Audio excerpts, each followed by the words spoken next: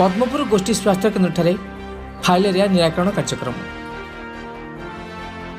पद्मपुर गोष्ठी उन्नयन अधिकारी शिवप्रसाद पट्टनायक, पद्मपुर ब्लॉक अध्यक्षा श्रीमती मणिमाला सबर, पद्मपुर पंचायत सरपंच प्रकाश खंडागिरी, सीडीपीओ मैडम, गोष्ठी स्वास्थ्य केन्द्र incharge doctor Rituparna Pattnaik, doctor Sambhavna Das एवं मेडिकल स्टाफ मिशन शक्तिर किछि कर्मी उपस्थित रही आज कार्यक्रम को संपादित करथिले। ब्लॉक उन्नयन अधिकारी शिवप्रसाद पट्टनायक प्रथमे फाइलेरिया औषध सेवन करथिले एवं जनसाधारण को औषध खाया पई निवेदन करथिले। गोष्ठी स्वास्थ्य केन्द्र इंचार्ज ऋतुपर्णा पट्टनायक उद्बोधन करथिले, प्रत्येक घर को जाई हमर मेडिकल स्टाफ आशाकर्मी मान को प्रत्येक गाँव बुली फाइलेरिया मेडिसिन देवा पई कहिथिले।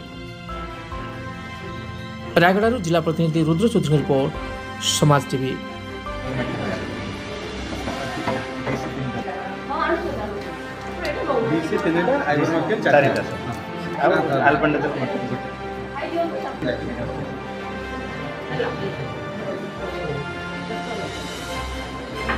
पद्मपुर सीएससी आज आम गोटे प्रोग्राम आयोजन करूँ जोटा कि टोटल सेंट्रल गवर्नमेंट प्रोग्राम आमर एमडीए मास ड्रग एडमिनिस्ट्रेशन जोटा कि फाइलेरिया निराकरण करा जाउची।